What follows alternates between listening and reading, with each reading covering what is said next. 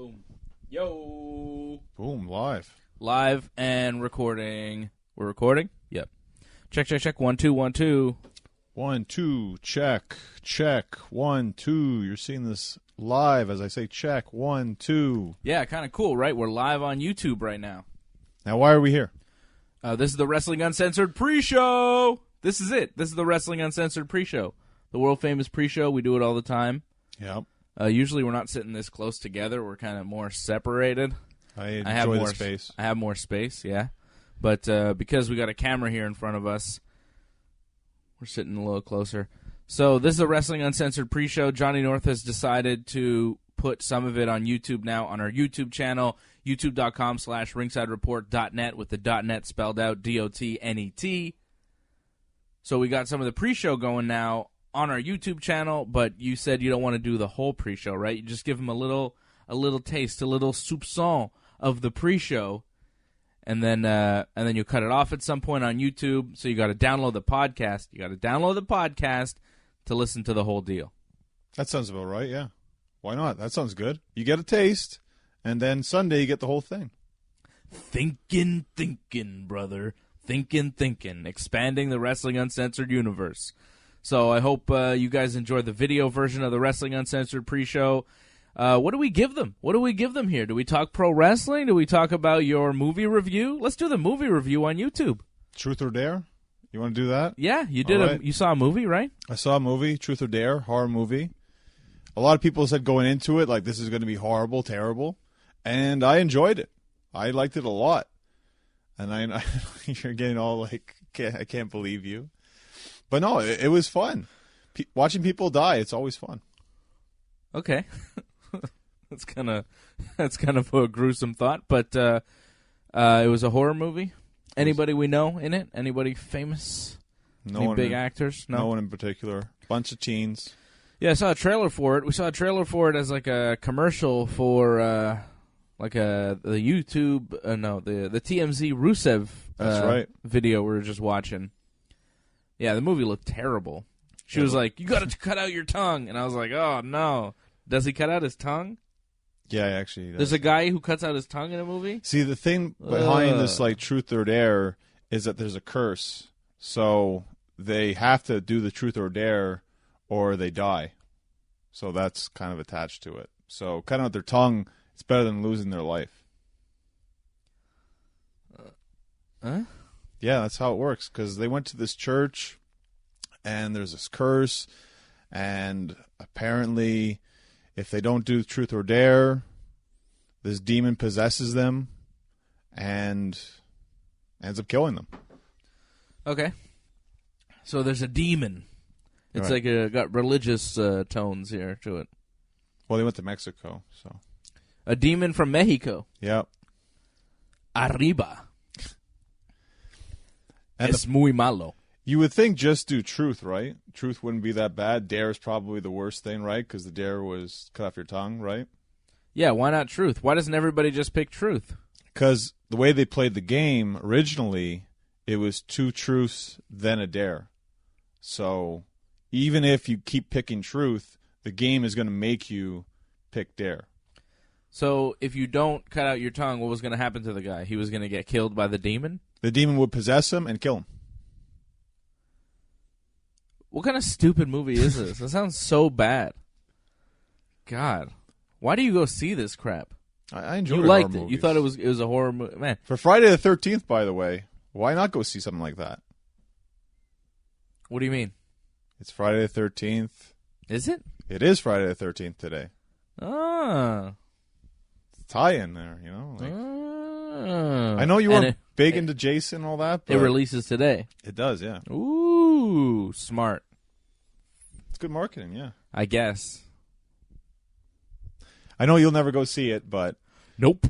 If you not enjoy interested. horror movies, it's not too gory. It's more PG-14 level, but if you enjoy people just randomly dying, it's fun. Yeah. Not my thing. Not your thing. Not going to watch that.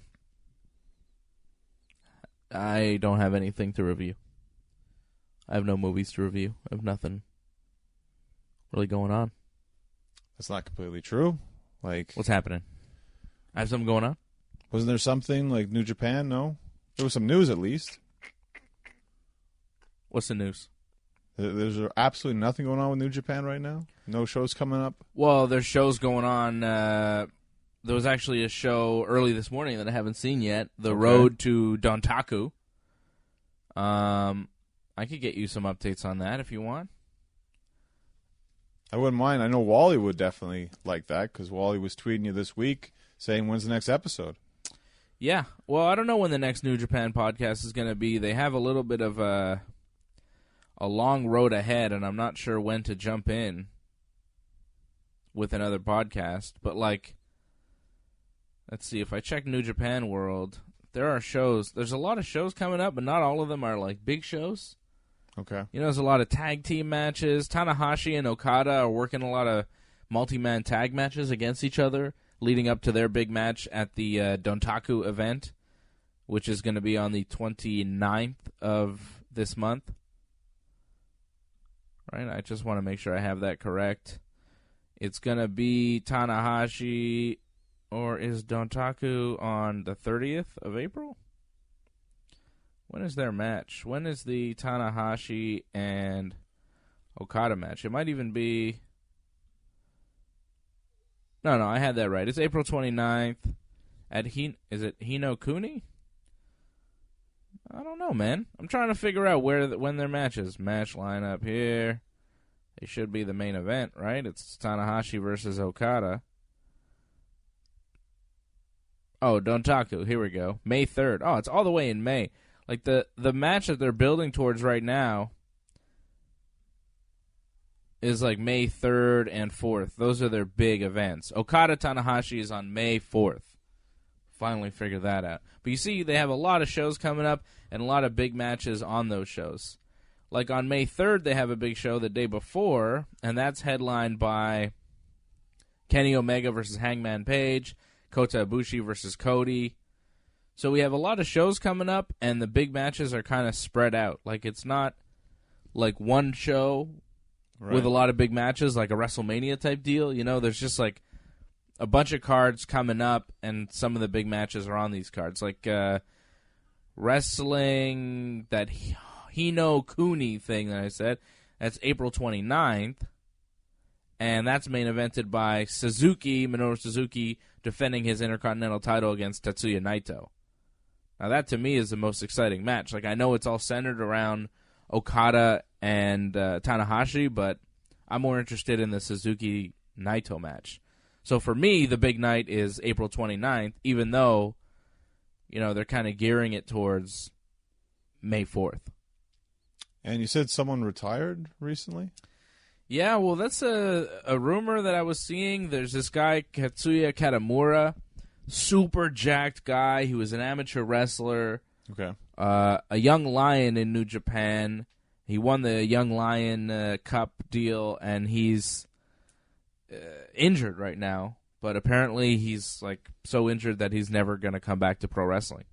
Oh, that's horrific. That's terrible. Yeah, it's really bad because he was a guy with a lot of promise. Like, you figured this guy was going to be a star going forward in pro wrestling, and his career may have been cut short. And it seems like it's a concussion-related issue. So I hope it's not true. I hope Kitamura is okay, and we see him again in New Japan. But I read a thing this week that he was possibly done with pro wrestling. Well, with concussions, you just never know. You could be out maybe a couple months, or you could be out for over a year, maybe more. It's that bad. They just don't know yet, too, with concussions. So Daniel Bryan's a great example. Yeah, but he's back, right? Yep. That's good. Are we done the pre-show? Like, I want to get into the WWE stuff. There's so much going on in WWE. I know the New Japan stuff is happening, and next week on the pre-show we'll talk more about New Japan, because then the shows will really be kind of in full swing, because they really start, like the Road to Dontaku started early this morning. There's another show here tonight, headlined by, it's another super tag match. It's Naito, it's Los Ingobernables, Naito, Evil, Sanada, Bushi, Takahashi, Hiromu Takahashi, taking on Suzuki-gun, so you got Suzuki, Archer, Davey Boy Smith Jr., Kanemaru, and Desperado. So it's a lot of these kind of tag matches for a few nights. I think soon we're going to get into the thick of it, you know? Like, I think it's 2 nights here where it's kind of multi-man tag matches. But then here, if I'm looking at the New Japan World schedule, they're back with it on the 23rd of April. And I think that's when we start getting some title matches and some more interesting stuff. Yeah, that's when we're going to have the junior tag titles on the line. Desperado and Kanemaru defending against Bushi and Hiromu. And then on the 24th, you've got David Finlay challenging Jay White for the U.S. title. Then on the 26th, the main event. Yeah, see, it's another one of these multi-man tag matches. Okada taking on Tanahashi's team. But there are big matches like coming up here going forward. Like you got pretty much all the titles on the line. Juice Robinson's going to challenge Goto at some point. Jay White here is defending against David Finlay. The Killer Elite Squad are going to rematch Evil and Sonata for the tag titles. One match I'm really looking forward to is Marty Scurll and the Young Bucks challenging the Tongans, Tama Tonga, Bad Luck Fale, and Tangaloa for the Never 6-man titles. So Cool. that's kind of Bullet Club on Bullet Club action. That's going to be good. All right, cool. There's good stuff coming up. Are you ending the YouTube show? We're done for the YouTube. YouTube over. Thanks, YouTube. Download the podcast for more, right? Download the podcast. Oh, there's a lot more coming. There's so much more coming. How do I end the YouTube? I think you have to click on X. X. Stop. Yeah. There you go. There we go. We ended the YouTube. So that's done and uploading, right?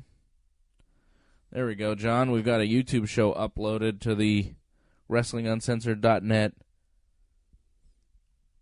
or I guess it's RingsideReport.net YouTube channel. So if you're just listening to the podcast version of this, you could have watched the whole thing live on YouTube as it was happening, and you can go back now and watch it on YouTube right now if you want to see how it all looks. I want to take off my hoodie. It's so dang hot. I didn't want to wear my other T-shirt because it's WWE T-shirt, and I didn't want to give them any publicity because they don't deserve it. I'm wearing a Hulk Rules T-shirt right now, which is a WWE T-shirt, but it's a little bit subversive because, you know, they don't really like Hulk Hogan. I like to show off that I've been to indie shows and support indie wrestlers. What is that hoodie you're wearing? Chris Hero. But I know he's not in indies anymore. But yeah, he's an NXT talent, isn't he? But when he was Chris Hero, that's when I got it. All right. So, I'm done with the pre-show. Like, I'm really, you know, we're talking about New Japan and all this bullshit. I don't want to do that anymore. I just want to talk about the WWE because it's been a ridiculous week. Well, there's a little bit of WWE, but we can talk about, like, other stuff, like Rey Mysterio. Like, what's going on with Rey? What do you mean? Like, is he coming to New Japan or is he coming to WWE? Like, what's going on? He's going to be on that Greatest Royal Rumble. Okay. But he did say on that Strong Style Evolve card that he plans to wrestle for New Japan. So when can that happen? Ask Ray. So you, I don't know, man. Like, either Ray is working both companies against each other to try and get the best deal for himself, or he's just doing one-shot deals with both companies, which seems like the most likely thing.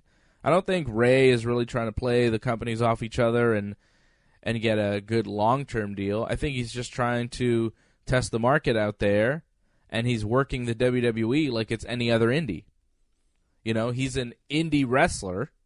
He's independent, and he's not signing a full-time deal with WWE. He's going to take a shot here or there, just like he'll take a shot at New Japan here or there, or whatever indie promotion that's willing to pay his rate.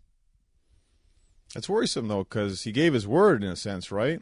That he will wrestle for New Japan. He's going to have these matches, and then he does WWE first. Doesn't mean he won't wrestle for New Japan.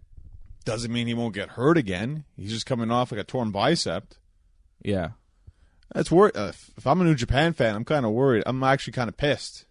because he's supposed to give me that match first, not go to WWE, and yet he's doing that. He was supposed to wrestle Jushin Liger, and wasn't able to do that. And then does an angle for New Japan and doesn't follow up on it, goes to WWE first. I'd be really pissed. I'm not that happy about it. Shouldn't be. I'm not. I don't like it. I'd like to see Ray in New Japan. Ray in that Greatest Royal Rumble doesn't mean much to me. He's going to be one of 50 guys. He's on a card with Undertaker, Triple H, John Cena, Chris Jericho, and the list goes on and on of the superstars that they're bringing to Saudi Arabia for this show. Brock Lesnar, right? Like, Ray is just going to be lost among these guys. I'd much rather see him against Jushin Liger or Will Ospreay or Marty Scurll, where he's going to be featured in New Japan. And what do you get for this Rumble, by the way? Have they stated, like, what do you win? Yeah. No, nothing. They haven't stated anything, have they? It's kind of ridiculous. They make this a big deal. It's kind of like a pay-per-view, but it's not a pay-per-view. It's just a special. And yet, in the end, they're just having this huge Royal Rumble for nothing. How about one of those Saudi dudes just gives you $1 billion because they can, because it's nothing for them? They can do the work little, yeah, you get $1 million. How about WWE going to Saudi Arabia? What type of nonsense is that? They should not be doing this show. Straight up.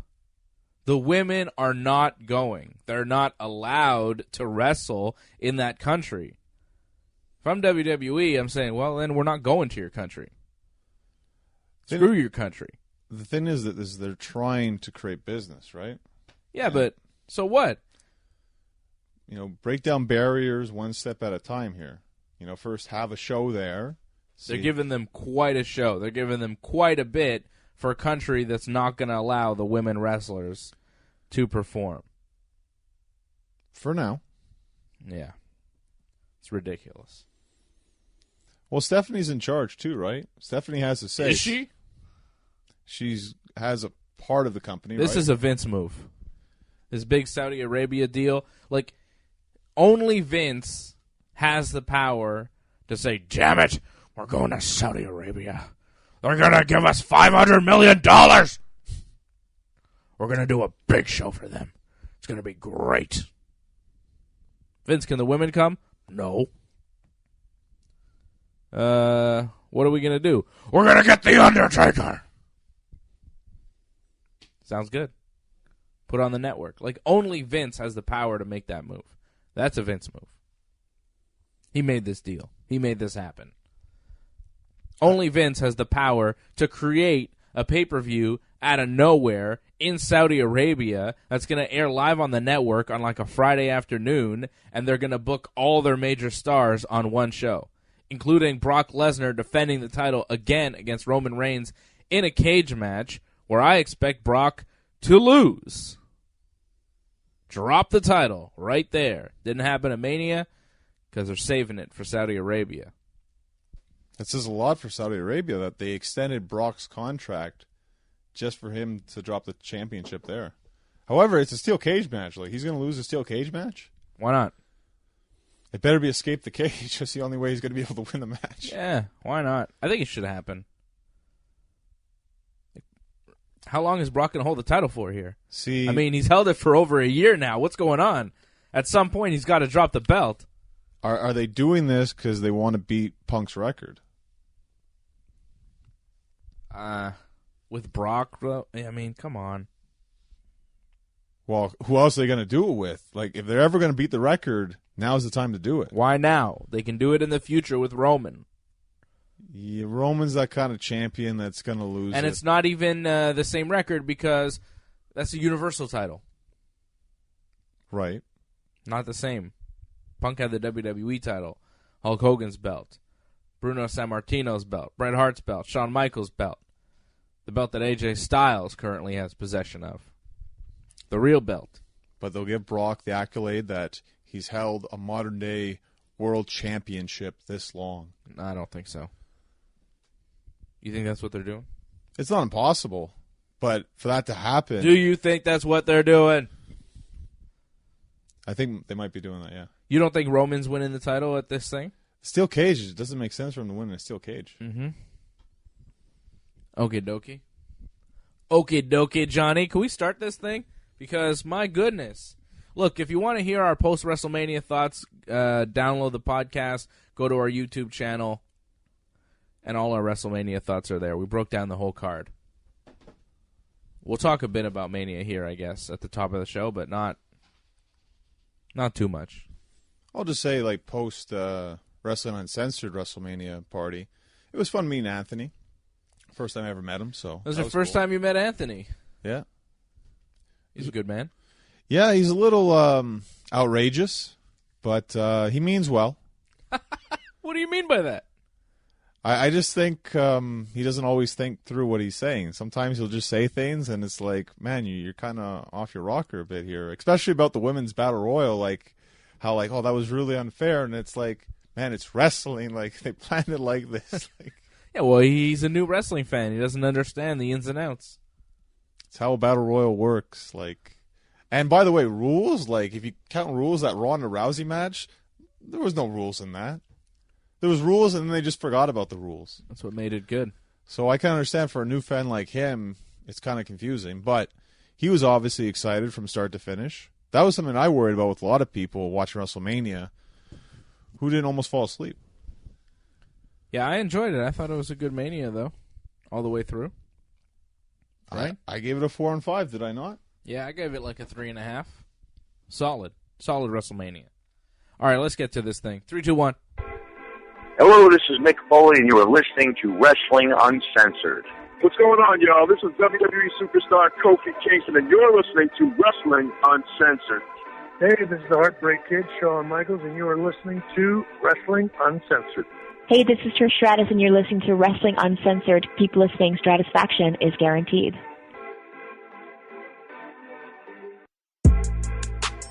Aw, yeah. Welcome to Wrestling Uncensored. I am Dave Simon. He is Johnny North.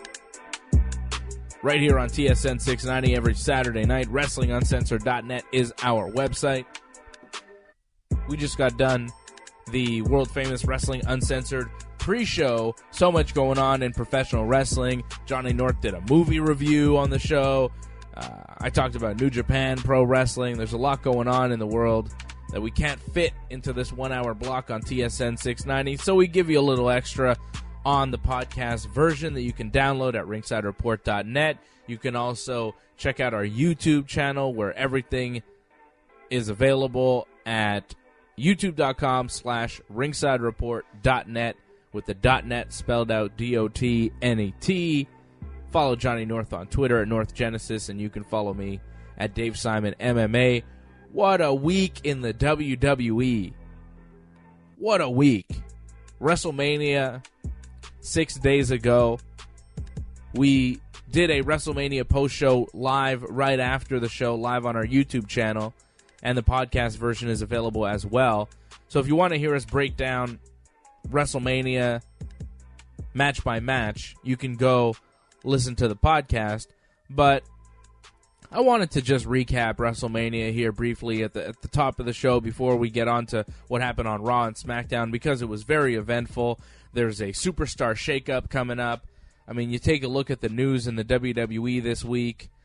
The debuts on Raw of Ember Moon, No Way Jose, the Authors of Pain, Bobby Lashley making his return, Brother Nero making his return, Samoa Joe as well. Paige retiring on Raw, becoming the new general manager of SmackDown. So much excitement, I'm losing my voice here, Johnny North. Billie Kay and Peyton Royce debuting on SmackDown. New SmackDown Women's Champion. A big event coming up. The greatest Royal Rumble in just, 2 weeks' time now? Yes. Are we 2 weeks away from the next big WWE event? And let's not forget, we're also 2 weeks away from the WWE being right here in Montreal. As not Monday night, not the Monday after, but the Monday after that, 2 weeks away from Raw and SmackDown at the Bell Center, and I will be attending both events. So pretty much after the Greatest Royal Rumble, the next Raw and SmackDown is in Montreal. Yeah. Pretty huge. But we're getting the shakeup before that. Confirmed now. Confirmed superstar shakeup. It's not a draft. It's a shakeup, and it will happen coming up on Monday and Tuesday night. And we'll try to give our predictions, kind of ideas maybe on where they should go. It's hard to predict what they will do, but maybe we'll try and give them suggestions, some helpful suggestions for the two brands. I think Raw needs some help, and we'll get to that in a little bit. But, as far as WrestleMania, I thought we had a really good WrestleMania. You gave it a 4 out of 5. I thought it was a solid 3.5. I thought Ronda Rousey's match was great. Ronda really showed that she can be a professional wrestler. She's got a career here. I hope that she appears on a regular basis in the WWE. She's not a Brock Lesnar type, showing up every now and then. She's not booked at the Greatest Royal Rumble, but no females are booked on the card because it's in Saudi Arabia, and for some reason that's not allowed there, which is horrible, but it's just the way it is. So Ronda won't be on that show, but I hope Ronda will be here in Montreal for Raw. That would be great. Or SmackDown. I guess she's going to be part of the shakeup. She's a Raw superstar. Could she be drafted to SmackDown? We'll have to wait and see, but I thought she had a really good performance. I thought Triple H and Kurt Angle had decent performances as well, and Stephanie McMahon. I thought everybody in that match did what they needed to do. Was it Kurt Angle's greatest performance? Did he look like $1 million? Did Triple H? No, but these are older guys. They're legends of the sport. They're veterans. And they're not supposed to be the ones to carry the show and be the workhorses of the company. They were there for their name value and to do what they did. And I think that they delivered. I think everybody, Stephanie McMahon included, did what they needed to do to make Ronda look good. And Ronda has a real future in professional wrestling. I think, Stephanie, she's going to do matches in the future. Angle and Triple H, I think their best moments are in the past, but the bright spot of that match was Ronda because her future is very exciting for wrestling fans because she's got everything that you would want in a professional wrestler. She's got the look, she's got the background. She's really the total package. I think she can work on her promos a little bit, but in the ring, she seems like she can handle herself, and it's exciting now to see what's next for Ronda Rousey. When talking about the match, I agree with you. I just had the problem with Stephanie being able to defend and counter Ronda's armbar. To me, that took away from the match, how the realism just didn't make any sense, and the structure of the match got completely destroyed. It felt like halfway through where they just ignored tags, and the guys were allowed to hit the girls, and the girls were allowed to hit the guys, and you're not supposed to do that in mixed tag. And I understand why they did that, because it's more fun to see that. Well, they told the story, and it made sense when they did it. But they broke the rules. Of course. But it's WrestleMania, and you kind of throw everything out the window at WrestleMania. Look what Brock Lesnar did to Roman Reigns at the end of the show. Those elbows to Roman's head, that's not something you see every day in the WWE. That was a special thing for WrestleMania. And a lot of people are wondering this week, was it real? Did Brock do it on purpose? Yes, Brock did it on purpose, but Roman knew it was coming. Okay, Roman knew it was coming. Roman knew the finish to the match. Roman knew everything that was happening. It wasn't a great match. It was a cool little finish and very shocking to see Brock Lesnar walk out still Universal Champion. Well, to everyone who thinks that wasn't a work, usually when that happens, someone gets busted open, they stop the match immediately. And the referee clearly saw him bleeding and did nothing to stop it. I think he put his gloves on, but that was about it. You didn't see the doctor run in and stop the match. And that happens automatically. House shows ended abruptly because blood. Samoa Joe, Roman Reigns, I think, happened. Samoa Joe got busted open. Show was over. They just ended the match. So, WrestleMania wasn't going to end that way, clearly. And they obviously planned this. Yeah, for sure it was planned. Brock Lesnar apparently got really mad after WrestleMania. Because of the crowd. Was it because of the crowd? He was mad? He there are reports that he got into some sort of shouting match with Vince McMahon as soon as he walked through the curtain. He maybe threw the title belt at Vince or down on the floor or something. I don't know how much of that is true. That might be them working... Everybody. Yeah, everybody again. It's very possible. Brock and Vince do things together that they don't let everybody else in on. They try to work the locker room so that their storylines can seem more real. However, I can understand if he's upset because the crowd was crapping on the whole match pretty much. The fans did not appreciate it whatsoever. They chanted boring. I think they were playing with beach balls too in the crowd. They were uninterested, and I don't think Brock appreciated that. Well, maybe you should have done something about it. But also, do I think Brock cares? Usually Brock doesn't care about that kind of stuff. So, yeah, I don't know, but that match wasn't very good. It seems more and more apparent to me that Brock Lesnar's best days are behind him as far as in-ring work. He doesn't take bumps like he used to. Brock will toss you around a bunch, and he did that, but he didn't bump around as much as he has in years past, and I think that that's wear and tear and age catching up to him. The thing is, Brock himself is still a spectacle, so until they destroy that, I don't think he's not going to be a top draw in WWE. I don't think he's not going to be the main event, and I think he's going to beat Roman at the Greatest Royal Rumble because there's a new opponent for him, and everyone wants him to wrestle Bobby Lashley. Brock and Bobby. That's a dream match a lot of people want to see for years. And SummerSlam, to me, that makes a lot of sense. Is that where we're headed? It should be. I'm not against that. I'm not. But I feel like the WWE, in keeping the title on Brock Lesnar, at WrestleMania, they just postponed Roman's title reign. They postponed it because the crowd was just not on Roman's side, and they figure that the crowd will be on Roman's side at this Greatest Royal Rumble in Saudi Arabia, and that'll be the time to crown him champion because it'll get a positive reaction from the crowd. That's an idea. So you believe Brock is going to leave WWE after the Greatest Royal Rumble and then go to UFC? Well, that's a whole issue. You know, it's hard to tell with Brock. No one really knows. No one.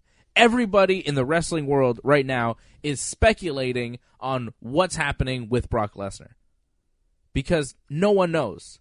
People are saying he signed a new deal with the WWE, but no one knows the terms of that contract. No one. I mean, you know, Vince knows. Brock knows. Probably a few people in the WWE know. Probably some people close to Brock know. But we don't know. The people around the wrestling world, you know, the wrestling observers, people that watch professional wrestling, that comment on wrestling, that write about professional wrestling, they're all speculating. No one actually knows for a fact if Brock's current deal is like a extension where he's wrestling for, you know, another 6 weeks with WWE or another year or two. It's all speculation right now. And that's the big mystery with Brock. What's he doing? Where's he going? How long is he in this company for? Is he going to the UFC? As of right now, he has not re-entered the United States Anti-Doping Agency testing pool. He is not being tested at random 24/7, potentially, by USADA. So until he does that, he's a WWE wrestler, as far as I'm concerned. Until he says, hey, USADA, start testing me because I want to get back into the octagon, well, he's still in the WWE. Because in order for Brock to step back into the UFC, he needs to fulfill the rest of his suspension. He's got about 6 months left on his suspension because he failed a drug test last time he fought. And he froze his suspension when he said, I'm retired, so USADA stopped testing him at random. But he needs to unfreeze that suspension and say, USADA, I'm back. You can test me, And then they say, okay, well, you still can't fight for 6 months. And then you might have to serve another 5-6 months of clean tests before they license you again. So you're looking at 6 to 12 months of Brock Lesnar being inactive. Now, he could wrestle for the WWE and be in a USADA testing pool at the same time. He could wrestle for the WWE under his current schedule, get into that USADA testing pool, train for a fight, and go and fight for the UFC.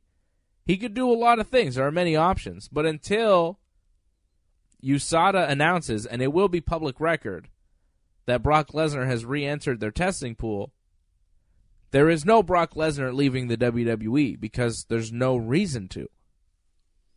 The only reason he would leave would be to dedicate himself 100% to mixed martial arts.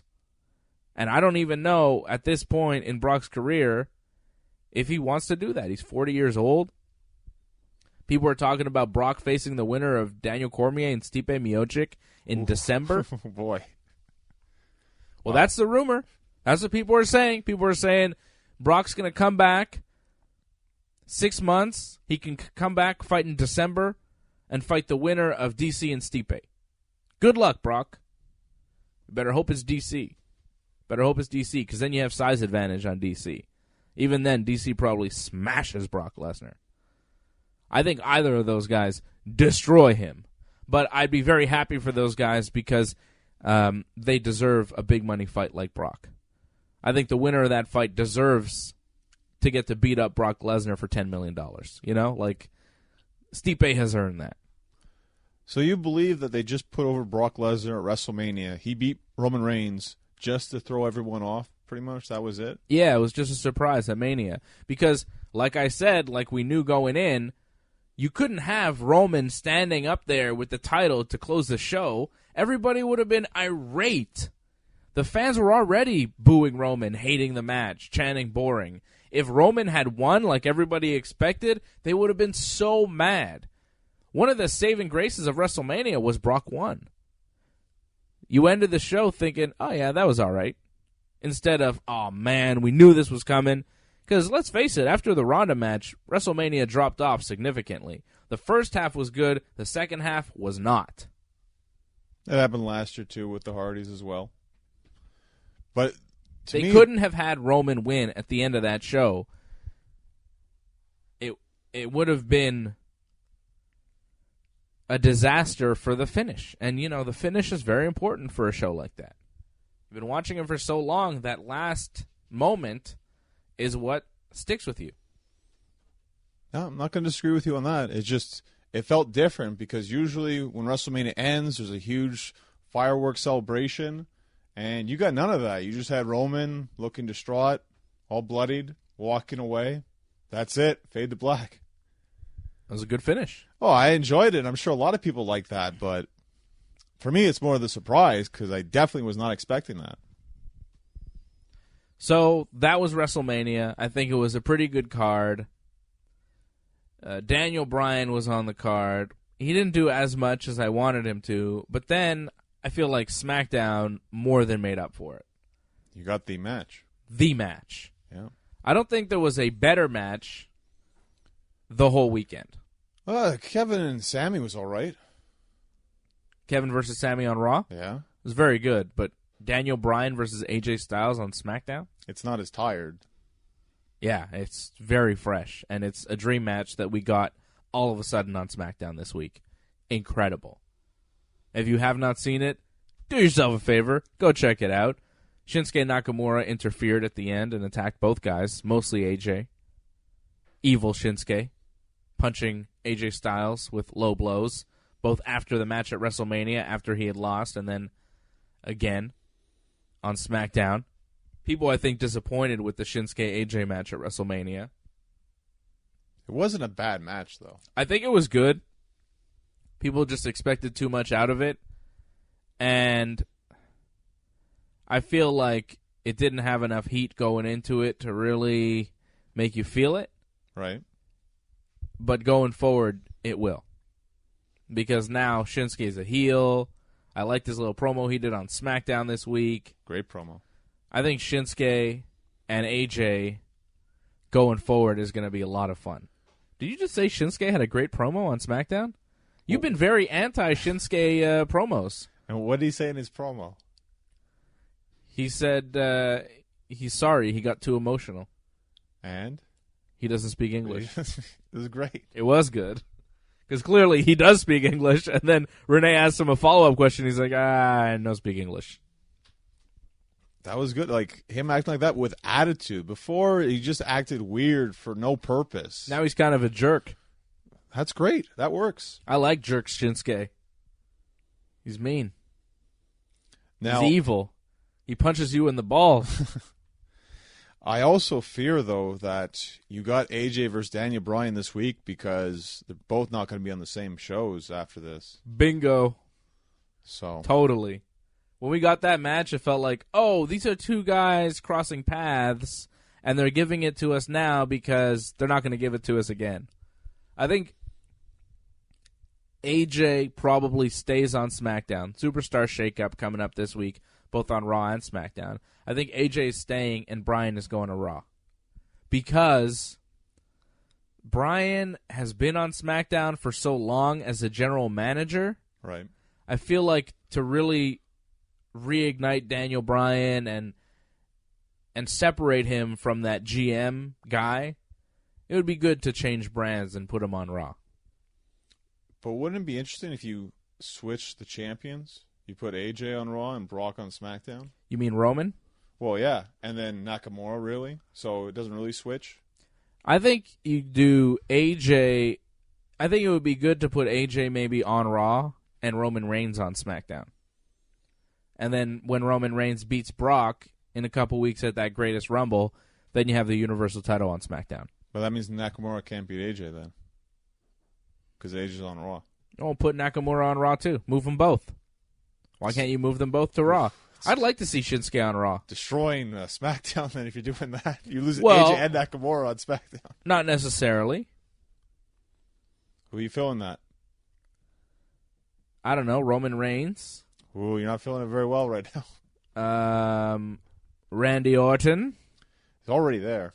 Yeah. Well, you keep him there. Roman and Randy. I mean, come on, John. You must love that. That's your favorite stuff. I love it, but I fear the ratings are dropping as you speak. Right? Samoa Joe.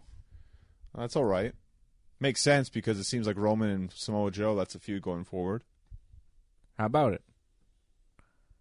I think there are people that you can put on SmackDown. How about... But if you do this, by the way, Daniel What Bryan... about Kevin and Sammy? Where did they wind up? They had a match on Raw. They are currently unemployed, right? Yep. By the way, you can buy Kevin Steen t-shirts now for a limited time, which is pretty cool. As Kevin Steen shirts are coming back. You want to buy one? I kind of do, actually. Yeah, Does he me have too. the one with the Generico head on the chair? I don't think so. Oh, that was a great t-shirt. But so they were fired, right? Because they lost the match at SmackDown, so they're fired. Unfortunately. Or WrestleMania, rather. They lost the match, so they're Right. not on SmackDown anymore. They weren't on SmackDown this week at all. They were on Raw asking Kurt Angle for a job, but Kurt Angle said his roster's full, so there's no room for them. But there's one roster spot that's available, so they have to wrestle for it. They wrestle, they have a great match, and then they're both down for a 10 count. They can't stand up. The match ends, which is kind of a cool finish because you rarely see, both guys are down, referee starts counting, somebody gets up. They both get up. But this time, both guys are down, referee counts to 10, matches ends. So neither guy gets a spot on Raw. But you figure with the Superstar shakeup coming up here, one of them is going to get a spot somewhere, right? Like, are they going to get drafted or what? Is Paige going to draft one of them to SmackDown? Because Paige retiring from in-ring competition on Raw and then becoming the new general manager of SmackDown to replace Daniel Bryan. I have mixed feelings on this. On what? Paige being the GM of SmackDown. Let's stick with Kevin Owens and Sami Zayn. How do you think this all ends up? I hope they're not like undrafted or unshaken. Like Heath Slater? Yeah. That kind of angle? Yeah. I don't want that. Yeah. Where they're like looking for a job and they have kids and they need work, Kevin does have kids. Kevin has kids. I could see them wrestle again on Raw because there's still that spot, right? So maybe they have to do the match again. Maybe. Okay. But it's a Superstar shakeup. If there was one spot on Raw available, now things are going to be kind of different, right? So can't they just get shaken up to a show at this point? I think it was good to just have it a one-night angle where they don't have a job. But then in the Superstar Shakeup, they get drafted because you'd want them on your show. The crowd was very much behind the match and didn't want either guy to be unemployed. You know, they like Kevin and Sammy. They're great. We need them on a show. I think the most upsetting part about Kurt Angle's promo, not so much the TNA thing. The TNA joke was stupid, but whatever. I thought it was kind of funny. You know, saying, I heard TNA's hiring. Maybe you guys can go there. Which is funny because TNA doesn't really exist anymore, right? Exactly. It's Impact Wrestling. But what he said about how, like, my tag team division is full right now, I'm like, what are you talking about? You'd rather Authors of Pain over Kevin and Sammy? You'd rather The Revival over Kevin and Sammy? And their tag team division's pretty weak right now. Although it just got pretty wonderful. I like the new tag team. You know, I have finally good feelings about Bray Wyatt. Like, I actually like him in this role with Matt Hardy because he's basically just kind of Matt Hardy's sidekick, which is a good role for him. Well, he's a guy who's been humbled. He lost to Matt Hardy. He's proven that he's an obsolete mule. He was deleted, and now he's come back, albeit pretty much the same character, but inspired by Matt Hardy, trying to be more like Matt Hardy, saying wonderful, hugging Brother Nero on Raw, helping Matt win the Andre the Giant Battle Royale. I like Bray Wyatt now. I mean, I'm not a huge fan, but I think this incarnation of Bray Wyatt is my favorite because he's just part of the broken universe where he belongs. I really think this is WWE tricking the audience into liking Bray Wyatt or caring about Bray Wyatt because before him doing his promos about nothing, no one really cared about it. But Matt Hardy, he's super over, so let's give him the rub, give Bray Wyatt the rub off Matt Hardy pretty much. Why not? Yeah, but I think in the end, they want it to be Bray Wyatt behind this whole Woken universe, and Matt's just going to fade away, be obsolete, perhaps. Is he going to fade away and classify himself as obsolete? I could see WWE doing that. Wow. I don't know about that. I think these guys are going to be the next tag team champions. I hope so. I mean, who else? Like the Revival? The Bar? Well, the winner of this whole elimination thing, because it's not a tournament, because apparently Vince doesn't like tournament anymore. He doesn't like the word tournament or draft. It's not a draft. It's a shakeup. And it's not a tournament. It's an eliminator. It's not a tag team tournament, damn it. Tournaments are for losers. It's an eliminator. They still have tournaments, right, in Bellator? Like losers. Yeah, of course, yeah. Regardless, they're supposed to face the Bar at the Greatest Royal Rumble for the tag titles, the winner of this whole elimination thing, no? Faces the Bar? I thought that's what Kurt Angle talked about. I thought the Bar was just in it. I think the Bar's in the tournament, and the finals of the tournament will take place at the Greatest Rumble.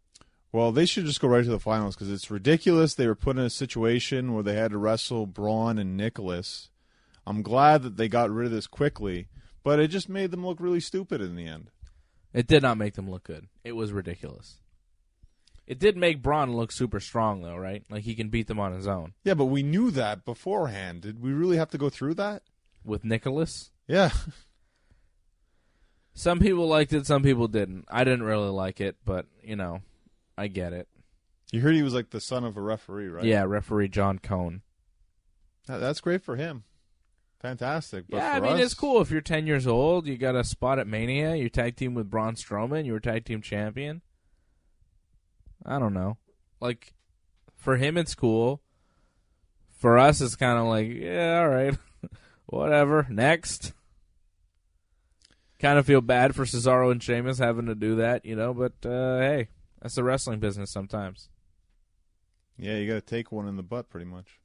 Unbelievable, John. Unbelievable. This is the old days, though. Nicholas would have taken a powerbomb through a table. Like, if this were the 90s, Nicholas has taken a powerbomb. I don't know about powerbomb, but he would have been grabbed and maybe shooken a bit. Yeah. Like, they didn't touch the kid, which is good, but, like, in the old days there would have been some danger. It would have been good had Braun got taken out and Cesaro and Sheamus just approached Nicholas. Like, we're going to get you. And then Braun comes out and attacks them and saves the day. Like, there was no moment in that match where Nicholas seemed like he was in danger. It would have been a good element of storytelling to that if Braun could save him. I think it would put Braun in the spot that they want him in, where he's like helping kids and being a good guy. And they didn't really accomplish that much in the match. The only good thing about it for him, like, you saw wrestlers in the crowd. I didn't notice this the first time, but apparently there were wrestlers he could have picked, and he chose a kid. So the kid was more important than, like, No Way Jose, X-Pac. Apparently, Tanahashi was in the crowd. I didn't see it, but okay. Hiroshi Tanahashi, the ace of New Japan, was in the crowd, and when Braun was in the crowd looking around for a partner, he put up his hand. And guys around Tanahashi were like pointing at him like, hey, pick him. But no, Braun, instead of taking the ace of New Japan, took Nicholas, the kid. I would have taken Tana. So Nicholas had that, though. That's cool for him. Yeah. And he got to be on Raw. Yeah, well, good for him. And then they gave up the tag titles, and now we have an eliminator. The Revival beat Gallows and Anderson this week to advance into the next round of the eliminator. I guess we're going to have more of that this week. And the Authors of Pain beat Slater and Rhino on Raw. Authors of Pain making their debut. Was that part of the eliminator? And they got rid of their manager, Paul Yeah, Ellering. they just kind of left Paul Ellering there. I think that's because Ellering doesn't want to go on the road. He's just like going to stay in NXT. Maybe he'll manage another team, but the guy's been in the wrestling business for 40 years? Maybe it's just because he was an LOD and that was kind of the team he made famous, and that's what he wants to be known for. Like, Authors of Pain, they might become one of the greatest tag teams. So maybe he doesn't want to be a part of that. Yeah, I don't think that's it. I think he just doesn't want to go on the road. That's a shame. He's an older guy, Paul Ellering. He's been around forever. He's a Legion of Doom's manager in the 80s. There's a lot of stories about them on the road too, so that's really a shame. Well, you can't do that anymore, I guess. So it's not being fun on the road. That's right. So the Authors of Pain made their Raw debut. We'll see what they do. Matt Hardy and Bray Wyatt beat Titus Worldwide to advance in that tag title tournament, or eliminator. I like that backstage promo they did, Brother Nero and Woken Matt meeting backstage. I'm glad they called him Brother Nero. I was worried about that. Bray called him Brother Nero. Yeah. But it also seems like they're not going to be on the same brand after Raw. It seems like Jeff's going to do his own thing, Matt's going to do his own thing. They like each other still, but that's it. You think they're going to be separated? Like Matt and Bray maybe stay on Raw? Maybe Jeff Hardy goes to SmackDown and they use Jeff as a single star on SmackDown. That would boost the brand. Given that he was kind of in his own little thing, yeah, I think so for sure. Have Jeff Hardy and Shinsuke Nakamura ever wrestled? I don't think so. That'd be good. There's a lot of good matches for Jeff Hardy. Daniel Bryan ever wrestled Jeff Hardy? I don't think so. Ooh. There's some matches out there for Jeff Hardy. There's a lot when you think about it. Him and Finn Balor, I think, would be a lot of fun. Yes, it would. Finn Balor was in the main event of Raw. I did not like the main event of Raw this week. I didn't like the way the show just ended. It's like, oh, thanks for coming, like, we'll see you next week. What the hell was that? So, Seth Rollins, Finn Balor, and Brother Nero beat Miz, Bo Dallas, and Curtis Axel in the main event. Seth, by the way, the new Intercontinental Champion, winning at Mania. And then, you go to commentary, and Michael Cole's like, well, I hope you enjoyed Raw this week. We'll talk to you again next week. I was like, what? What do you mean? That's it? Nobody's going to come out at the end and, smash things? Nobody's going to debut now? Nothing's going to happen? Nothing? Nope. That's it? Where's Undertaker? Where's John Cena? No Taker, no Cena this week. Well, Cena got buried, right? Cena's done. What do you mean he's done? Taker took him out. He's gone until the Rumble. Squashed him. Yeah.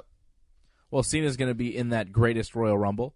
Which, by the way, if that's the greatest Royal Rumble, what's the Royal Rumble? The worst Royal Rumble? I guess. Doesn't make a lot of sense, does it? Man, it's a weird event that they're doing. But a very strange ending to Raw. I thought it was a decent show. Not the best. Not the best. I don't like the way that they hype up the Raw after Mania like it's the biggest thing. Like, yeah, okay, cool. Some people show up and the crowd is really like into it, but that's about it. It's not really the greatest Raw. No, it was not. In terms of matches, like SmackDown was better. Yeah, I don't think we had any really great matches on Raw this week. Well, other than Kevin and Sammy, that was really good. Sad promo there from Paige, where she talked about the neck injuries and now she has to retire. And a happy moment, I thought, on SmackDown when Shane McMahon announced her as the new SmackDown general manager. But you got a problem with that? Well, what's your problem? I find Paige is a very good wrestler, one of the best women wrestlers of all time. Mm-hmm. And what she did in 4 years was incredible. I can't believe it's only been 4 years that she's been in the WWE. It feels like much longer considering the impact that she's made. It just goes to show you what she accomplished in such a short amount of time. Amazing. Should she be in the Hall of Fame? Possibly, yeah. I'd say so. I mean, when you look at it in a sense, her career isn't really over. Maybe her wrestling career is over for now, but she's still going in terms of a WWE career. So I think definitely she's paving the way for a Hall of Fame career without question. However, it's more in terms of the wrestling that I will remember her for, not for the promos. Now, not to say her promos are bad, but I know there was a time when she would cut really long promos or maybe multiple promos, and this is where it kind of showed that it wasn't her strong suit pretty much. So I worry about that on SmackDown where you pretty much have to cut almost 2, 3, maybe even more promos a night. And now we're going to see her on Raw and SmackDown this week cutting promos. It might be rough to watch. I don't know. I think that they can use her in a limited role as the GM of SmackDown, and it'll be all right. There may be some awkward moments here and there, but I'm just happy she found a spot, and they found a good spot for her. Do you think they moved the New Day to Raw to avoid interactions between Xavier Woods and Paige? It's the first thing I thought about, so of course. Was it? Yeah, exactly. I'm like, oh, Paige is going to SmackDown. Oh, Xavier's going to Raw right away. I think you're right. I think New Day's going to Raw. Oh, it's funny. New Day had a great match with the Usos. You know, I think that the triple threat at WrestleMania didn't quite deliver with the Bludgeon Brothers. It was all right, but it wasn't the best effort. It's not fair. The placement on the card, they should have been earlier in the show. Weren't they right after the Ronda match? It was the Ronda or the Undertaker-John Cena match. Something big. Too many main events happened. But I thought Usos and New Day on SmackDown this week was fantastic. Great. Great match. But also, you could see that as the ending for the New Day, in a sense, on SmackDown. Maybe. Oh, Raw needs some tag teams, and the New Day is the best. And the Usos won that match to set up a tag title shot against the Bludgeon Brothers at the Greatest Royal Rumble in Saudi Arabia. So they're setting up matches for this thing on SmackDown. Well, there's going to be like 7 title matches or something, right? All the titles in WWE are going to be on the line. Except for the women's. That's right. Right. But it was weird that the Usos, being the champions beforehand, had to earn a shot. Much like Randy Orton had to earn a shot at the U.S. Championship. Yeah. It's kind of weird. It was kind of weird. That I thought was a low point of SmackDown. Randy Orton beating Bobby Roode and Rusev in a triple threat to become the #1 contender for the U.S. title at Backlash, setting up, once again, Jinder Mahal versus Randy Orton one-on-one. Ooh, not good. Well, this is how Jinder became famous, right?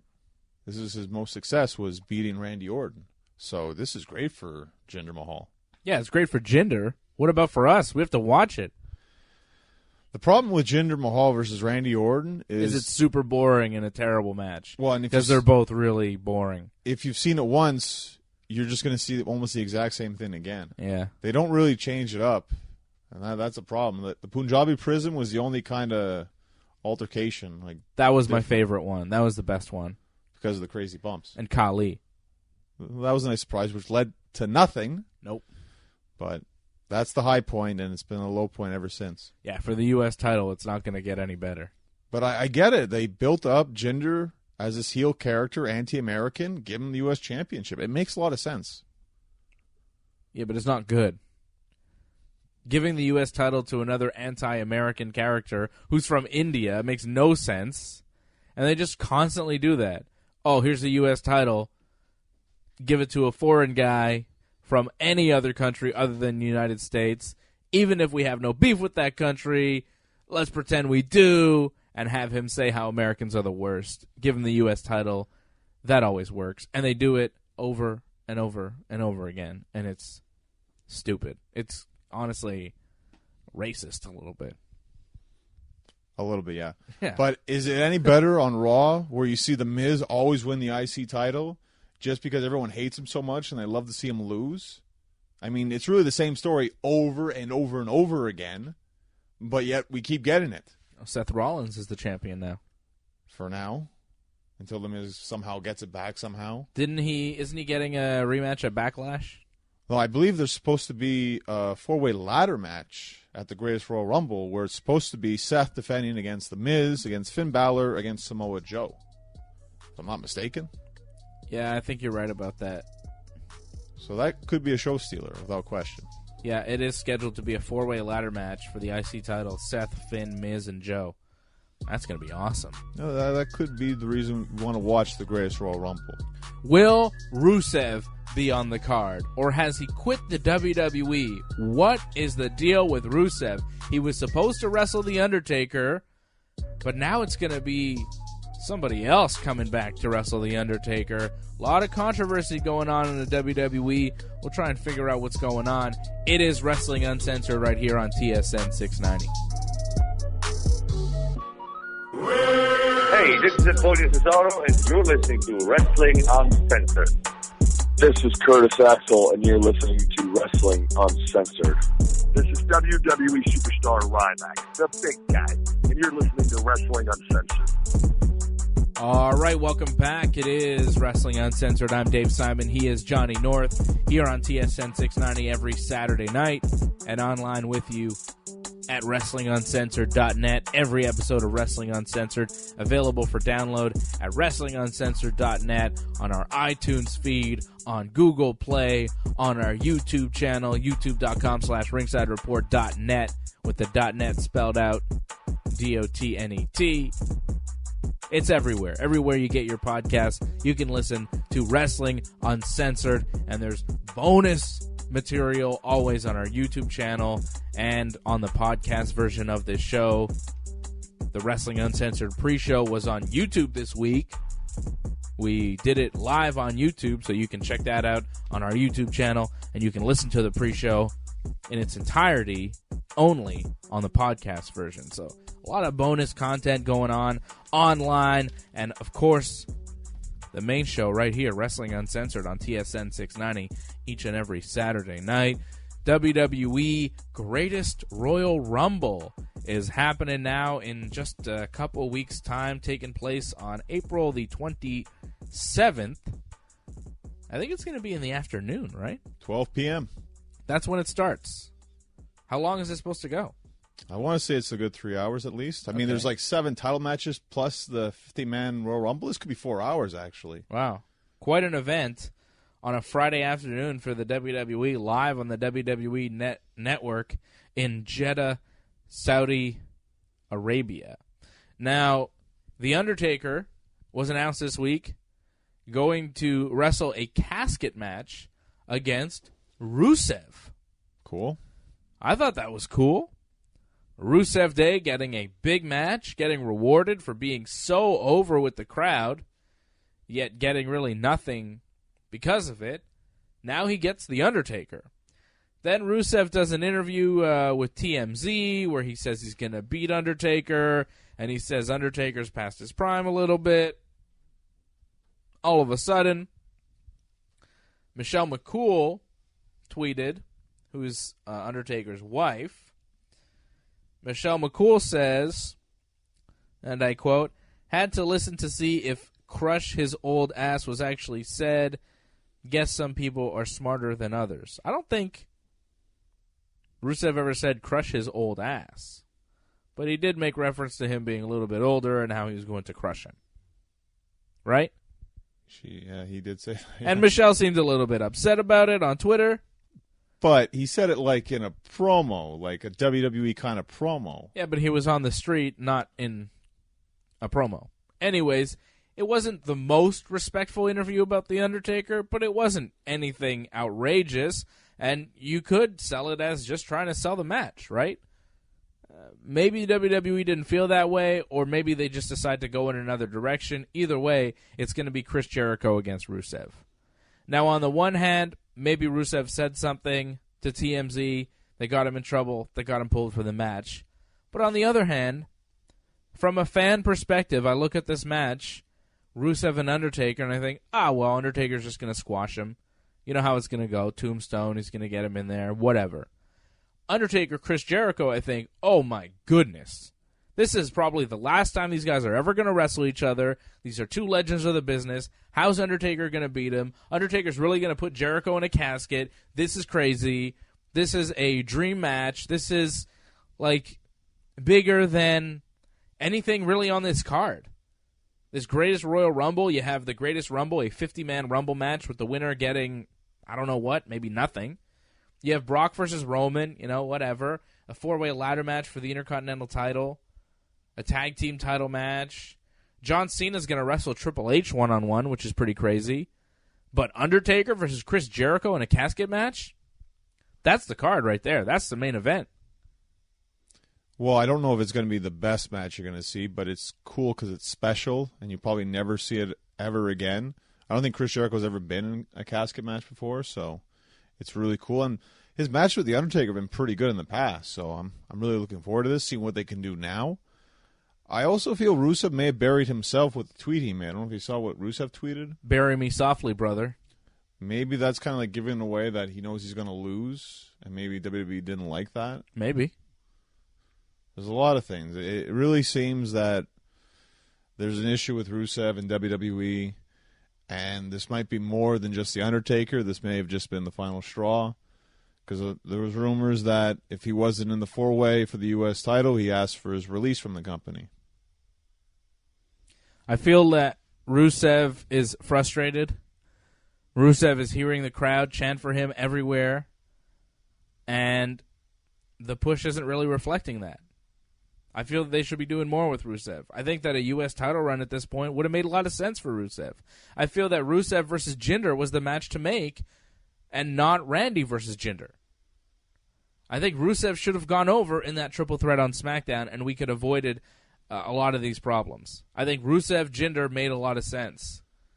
Because forget about this anti-American Jinder going up against American Randy for the U.S. title. It's stupid. How about Jinder versus Rusev?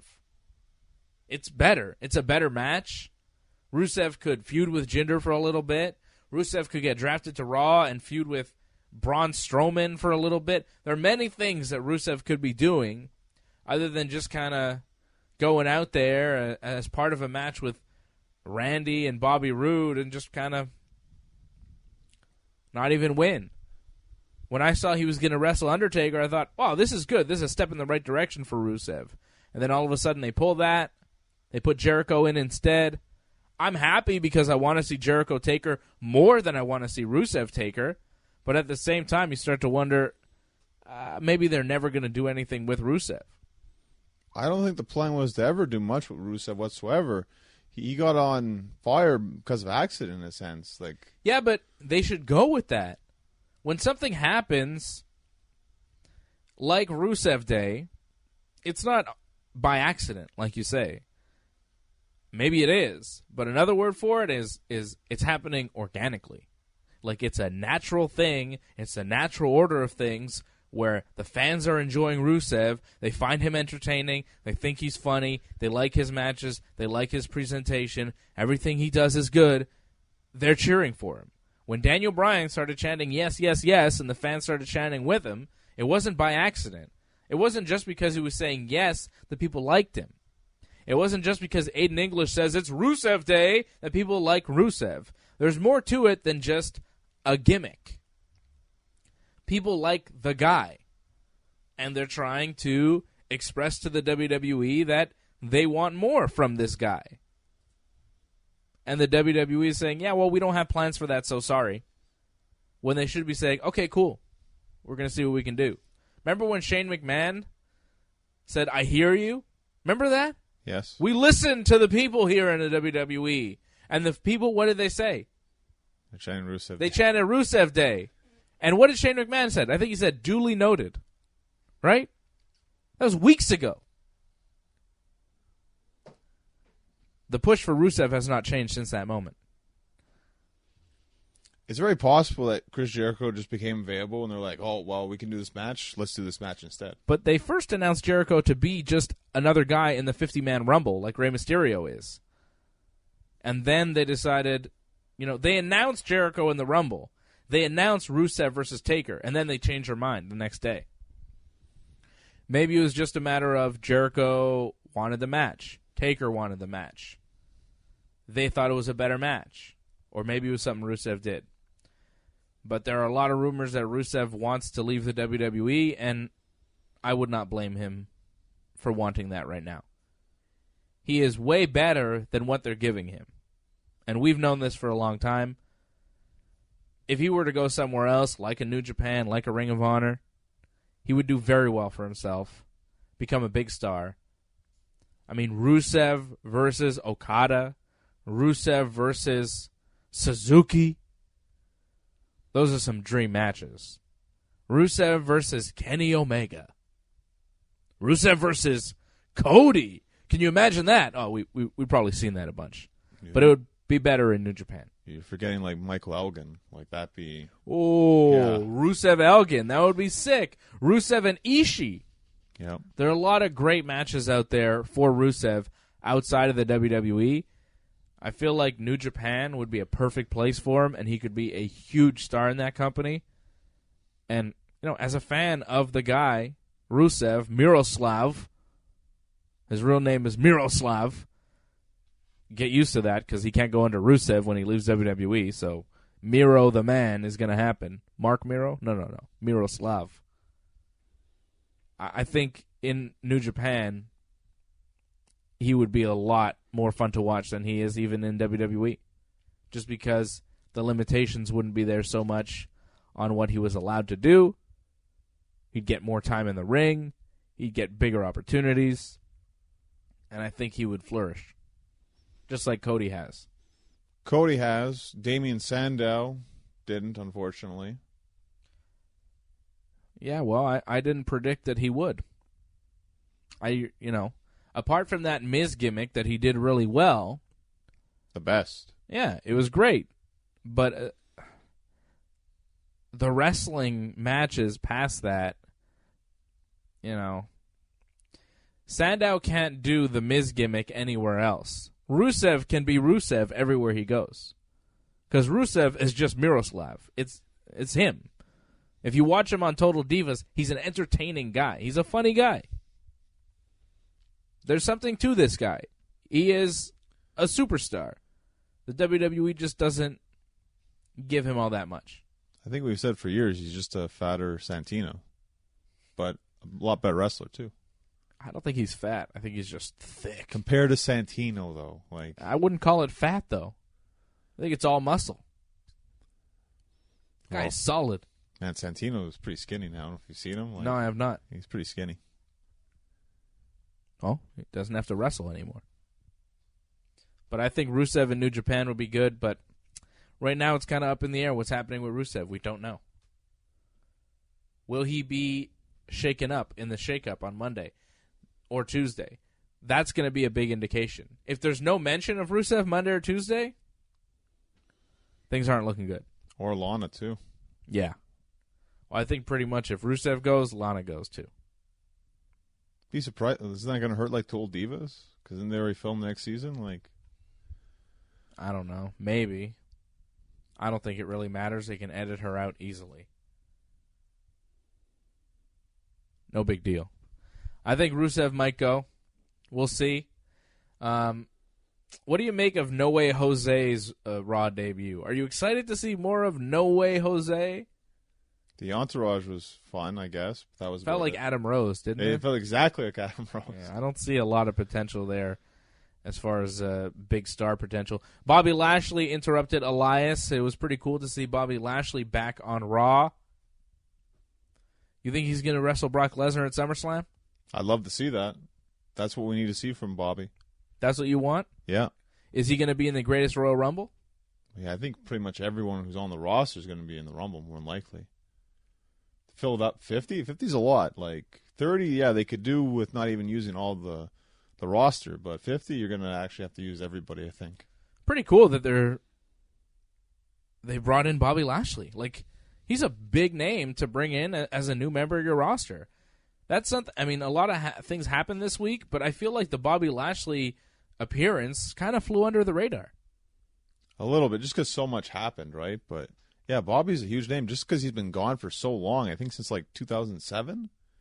Man, it's been too long since Bobby Lashley's been in WWE. And he's improved so much in the time that he's been gone. When he was in TNA, he became a much better all-around performer, both promo-wise and in the ring. The Bobby Lashley that exists today is so much better than the Bobby Lashley that the WWE had.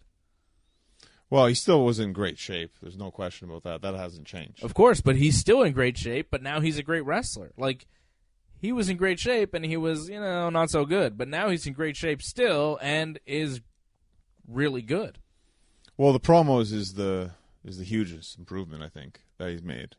Before, it's like it seemed like he didn't really want to cut promos whatsoever. I don't know if he was scared or just wasn't interested. But now, like, you could just tell by the way he came out, too. There's just so much more charisma about him. Him and Brock would make a lot of sense. It's what everyone wants to see. Not just in MMA, but also in wrestling. For the title, though? Why not?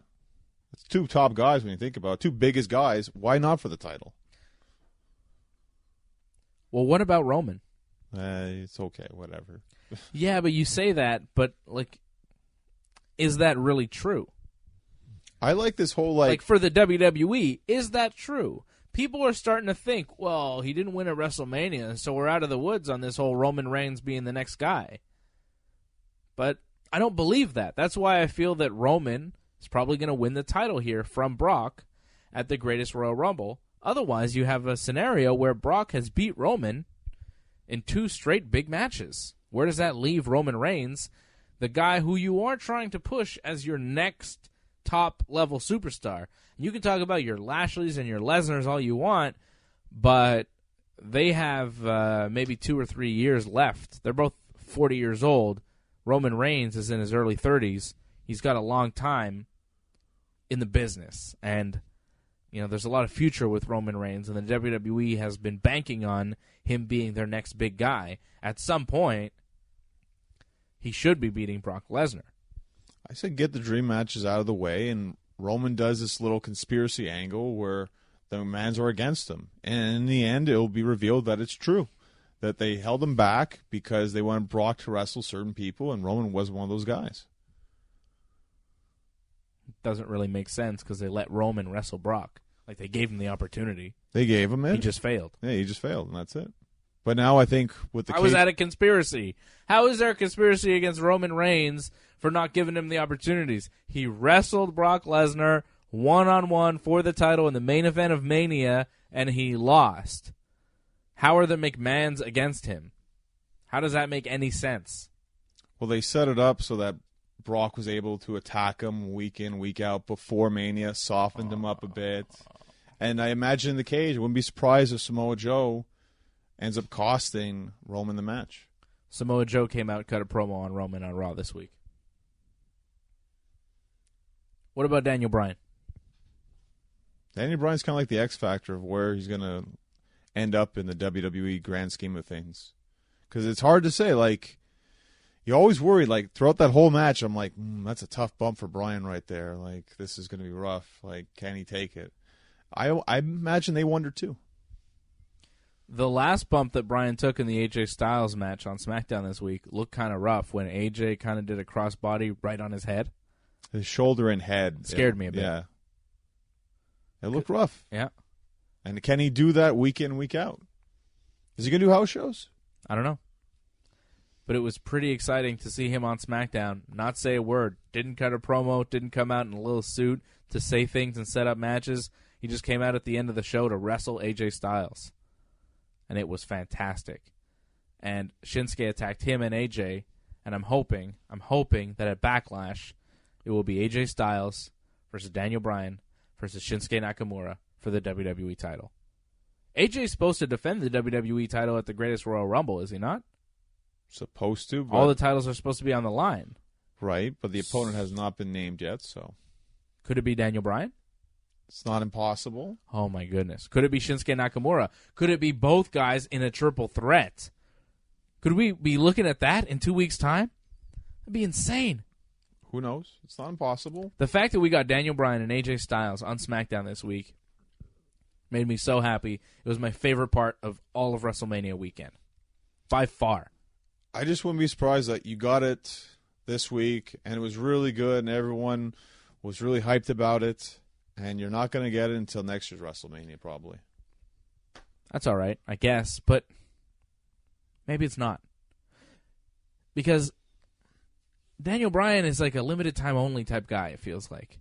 His contract ends in October, no? Yeah, I think he's going to stick around the WWE past October. But, you know, we've seen his career get cut short a couple of times now.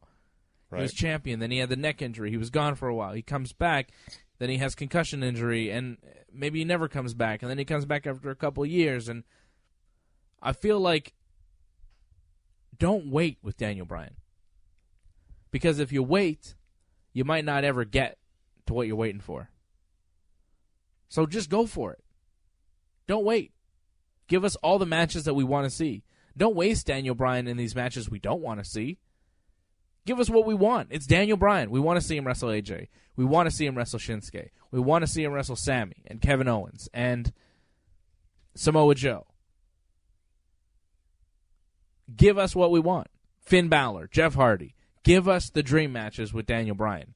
Put him on a dream match tour. You don't want to give him the title? Fine. Put him in dream matches every single night. You're going to burn him out, though, if you do that. Well, man, you don't have to. It's not going to be every night, right? But every big event. Every pay-per-view. I mean, Daniel Bryan, Shinsuke Nakamura, AJ Styles in a triple threat match. That's a dream match. Right. And you want to see that at the Greatest Royal Rumble. Why not? What are we waiting for? Or Backlash. Either way. Backlash is coming up, too. It's the week after the Greatest Rumble. Yeah. So there's a lot going on right now, and that's it. I mean, are they going to give you Daniel Bryan AJ? They might, but they might wait until Backlash. Well, maybe they give us Daniel Bryan AJ one-on-one for the title at the Greatest Rumble. Shinsuke interferes, and that sets up a triple threat for Backlash.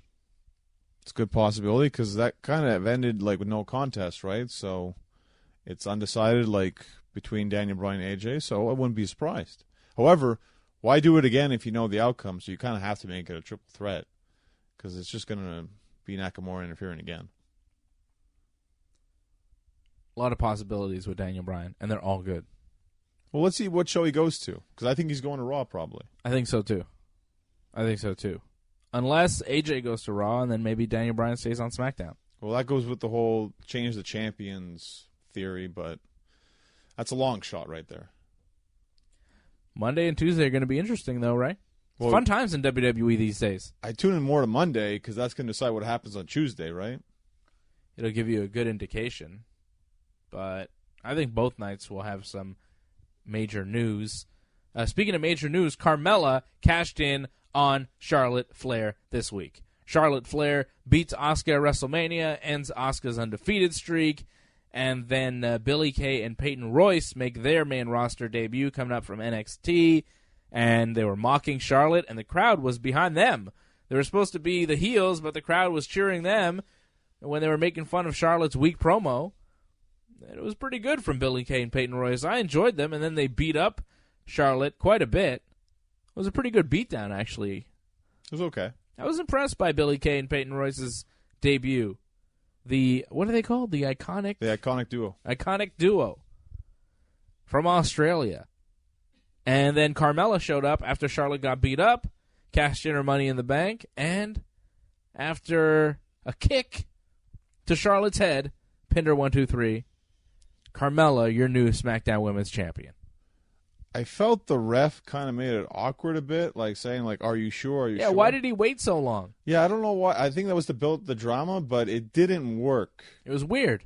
It took away from the moment. Actually, it's like, okay, ref, what the heck are you doing here? Are we actually going to see this or not? Like, and then the kick, and yeah, it's fine. It's great for her that she got the moment. However, I just feel like they just did this, and Charlotte's going to win the title right back at Greatest Royal Rumble. Really? Yeah, I think so. She's going to take it right back from Carmella? I hope not. It just feels like they're always going to put the championship on Charlotte. Yeah, but a 2-week title reign, that's it.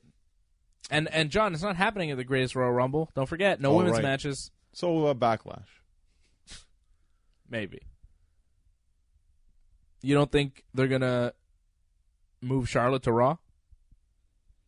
I think Carmella stays on SmackDown, but maybe Charlotte moves over to Raw. And maybe you move some people over to SmackDown. Like, I want to see Bayley and Sasha separated. It's enough. But then you have to have the match to... They'll do the match at Backlash and then separate them. Okay. I think Charlotte reuniting with some of those people would be good. I could see the Riot Squad moving over to Raw. Because Absolution's pretty much done now, right? I think Mandy Rose and Sonya Deville are going to get split up. Yeah, I could see that, yeah. Sure. It would make sense. But what do you do with Ronda? What do you do with Asuka? I could see Asuka going to SmackDown. Okay. Keeping her away from Charlotte. I think Charlotte goes to Raw, Asuka goes to SmackDown. See, I would keep Ronda... And I would keep Ronda on Raw. I'd keep Ronda and Charlotte away. Save that for Mania. I think that's next. Right now? Yeah. Wow. What else are you going to do with Ronda? And also, what are you going to do with Ronda? If you're not going to put her against Charlotte or Asuka right now, what are you going to do with Ronda?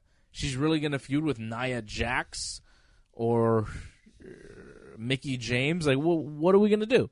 Mickie James actually wouldn't be that bad. Yeah, but come on now. It's not going to happen, John. It's ridiculous. I actually could see Mickie James, Alexa Bliss against Ronda. I definitely see that as a feud.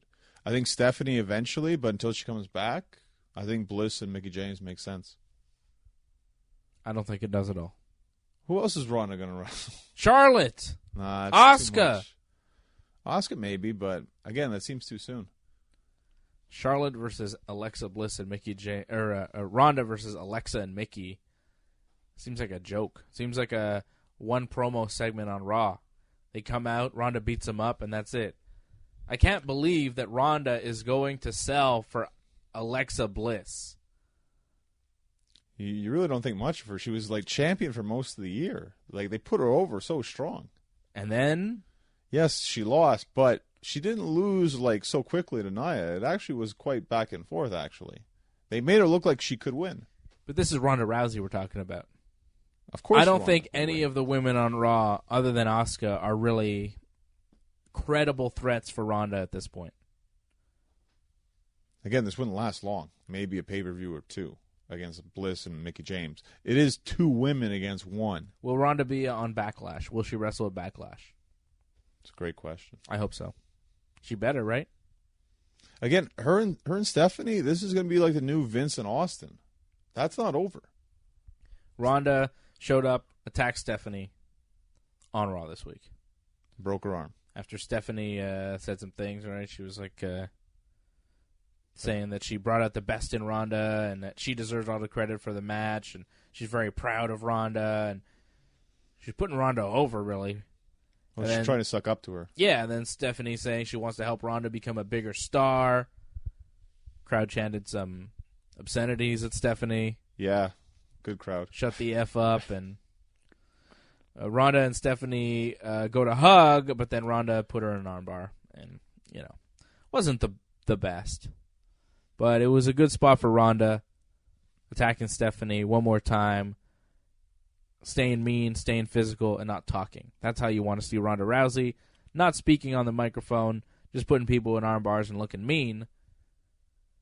But I don't know. I don't really want to see Ronda and Stephanie again. Maybe one-on-one, but I see that more of a SummerSlam deal, one of the big events. And I don't want to wait until SummerSlam to see Ronda again. I don't think we should have to wait that long until August to see the next Ronda Rousey match. I think that's ridiculous. Well, I hope Stephanie would handpick somebody to face off with Ronda pretty much like her hired goon in a sense. And I think Alexa Bliss, Mickie James, definitely could fit that bill. Yeah, because when you want to hire a goon, you take a Alexa Bliss. She's a real hired goon. Yeah, I don't think so, John. That doesn't really work. If I'm going to hire a goon and I'm Stephanie McMahon, I'm picking up Nia Jax. Nia would make sense. Or Dana Brooke. At least she's really jacked. Alexa's tiny. She's not intimidating. That's why her and Ronda makes no sense to me. She's too small. But there's no one else who's really over on Raw besides the champion. And That's why you move Charlotte to Raw, brother. It's too soon. How about Natty? Wow, I give Natty credit. That was a pretty good match against Naomi, but it just goes to show you where Natty is on the card. Really at the bottom. So why not let her wrestle Ronda? Move her over to Raw, have her beat somebody. She beats Ember Moon, no one expects it, and then Natty Ronda. Because, you want Ronda in her first singles match to be in there with somebody who can walk her through it. And I don't think there's anybody on the roster other than possibly Mickie James who could do as good a job as Natty. I think Natty would probably do the best job in giving Ronda her very best first singles match. I think Mickie James would do a good job, but I think Natty would be the best choice. Right? Natty would be a good match, but I think Mickie James with Alexa Bliss is a better package because you can get some good storytelling with Bliss on the mic, and Mickie James can do the wrestling. So I think for Ronda, that's the best case. But that's 2-on-1. Yeah, whatever. It's Ronda, right? She can do it. That's the only believable way exactly you could have them feud, but it would have to be a 2-on-1 match as well. Johnny, we're out of time. We got no time left. We're overtime, actually. So wow, we got to wrap this sucker up. When's your next match? When can people see you in the ring?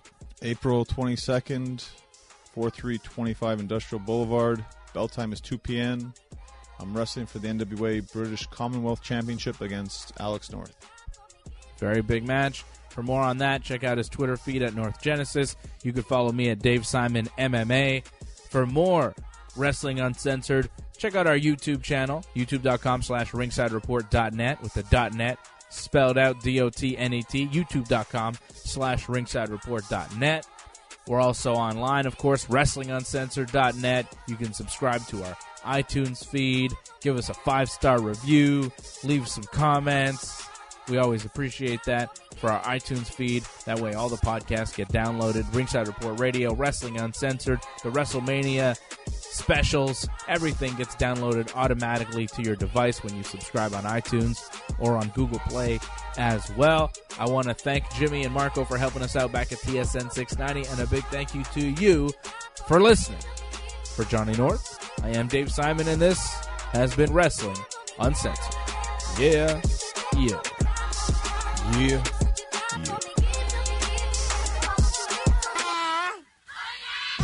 These hoes, your boy, I made.